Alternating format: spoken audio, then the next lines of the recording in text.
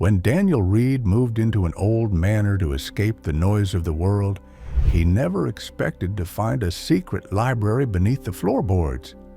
But the books he found there weren't meant to be read. Some whispered, some bled, and one was waiting to write him. The House on Eldridge Hill.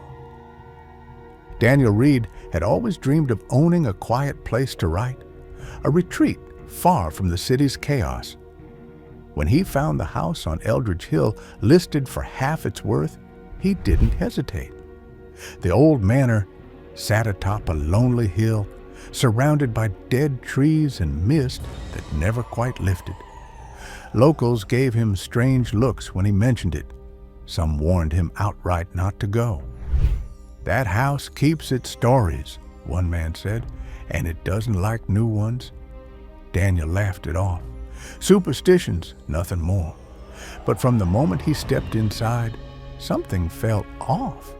The air was heavy, the silence too deep. Floorboards groaned even when he stood still. And at night, as he explored its many rooms, the walls seemed to whisper, not with words, but with breath. He tried to write, but the only thing his pen could form was, "Don't open the door." The hidden door. On the third evening, Daniel noticed something strange in the study. A chill leaked from behind the tall bookcase, colder than the rest of the room. The wallpaper nearby had peeled slightly, revealing a faint outline in the wall. Curious, he pushed against the case, and it shifted. Behind it, a narrow door stood hidden in shadow, sealed with rusted hinges and a cracked iron lock. Melted black wax formed symbols around the frame. It felt wrong to touch, but Daniel couldn't resist.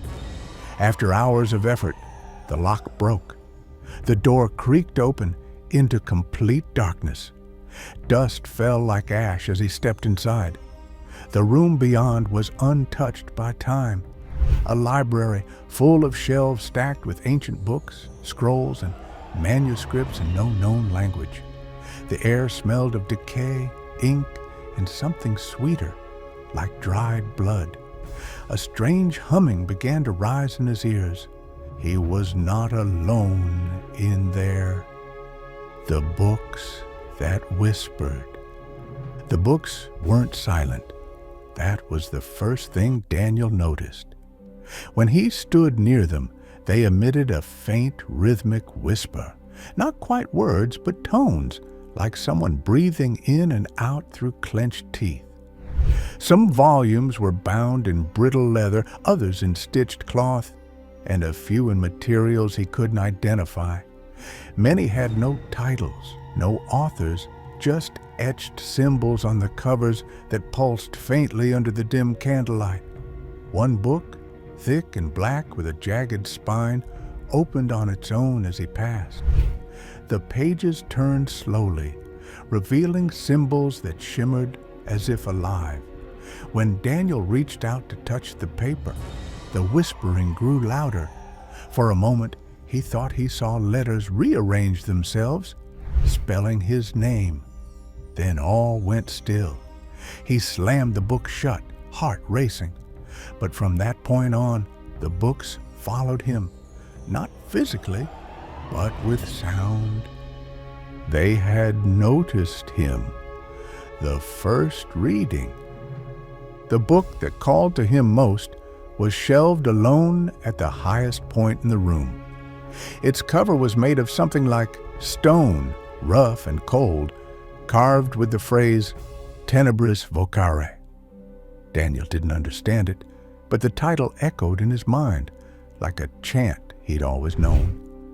Against his better judgment, he brought it to the study and began to read aloud.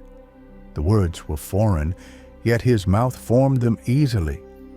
As he read, the room dimmed, candles flickered, and the shadows stretched unnaturally long. The pages glowed faintly with red light, and his voice changed. It became deeper, echoing with each syllable, like something else was speaking through him. Then he heard it, an answer, deep and wet, rising from the pages like a sigh from the grave. The book slammed shut on its own. The silence afterward was unbearable. Something had heard him. The sleepless nights. After that first reading, Daniel couldn't sleep. Not really. Whenever he drifted off, he jolted awake within minutes, gasping for air, heart pounding. The dreams were too vivid. Dark corridors, crawling figures, and books that wept black ink. He began pacing the halls at night, unsure if he was awake or dreaming. Objects in the house moved on their own. The same book appeared in different rooms, open to pages he didn't remember reading. His reflection began acting strangely, blinking when he didn't, smirking when he frowned. Worst of all, his journal filled with entries he didn't write. Whole pages written in a foreign language, but somehow he understood them. They spoke of rituals, offerings, and doors not meant to open. He tried burning one of the books. It screamed. The fire died in seconds. Daniel began to fear he wasn't losing his mind. He was being rewritten. The book that bled. One morning, Daniel awoke to find a new book resting on his desk. He hadn't placed it there. It was thin, bound in black leather, and had no title. When he opened it, the pages were blank. Then, slowly, red writing began to emerge. Not ink, but blood, warm and fresh. The words spelled a message: "You're almost ready." He dropped the book, horrified, but when he turned to run, every book in the house slammed shut at once, vibrating violently. The bleeding book flipped itself open again, revealing more writing. This time, a list. Names, dates, all unfamiliar, until the last one. Daniel Reed. Tonight. A drop of blood rolled from the page and hit the floor with a soft hiss, leaving behind a burning mark on the wood. Daniel tried to leave the house, but the doors wouldn't budge. The house had chosen him. The mirror page. Daniel found the final book by accident.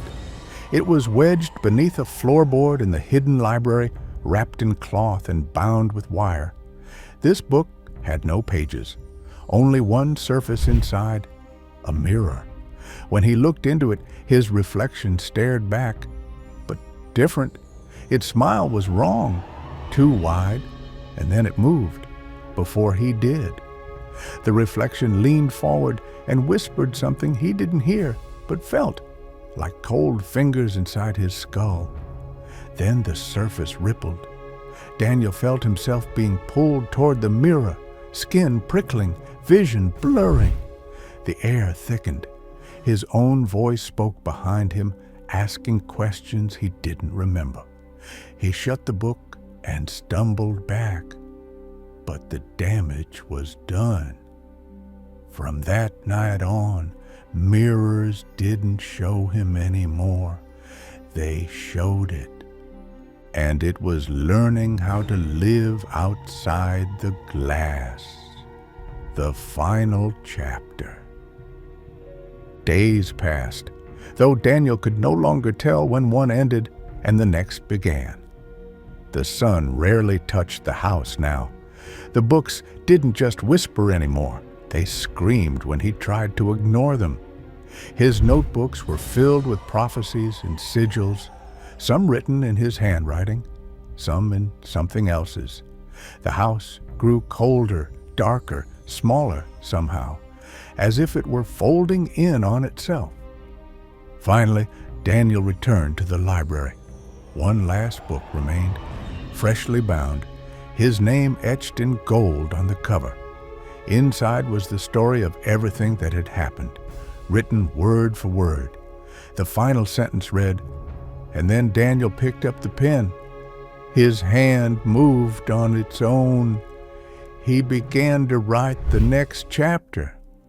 As he did, his skin faded, his body blurred.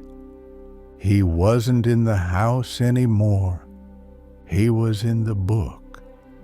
Daniel Reed was never seen again, but the house remains, quiet, cold, and untouched.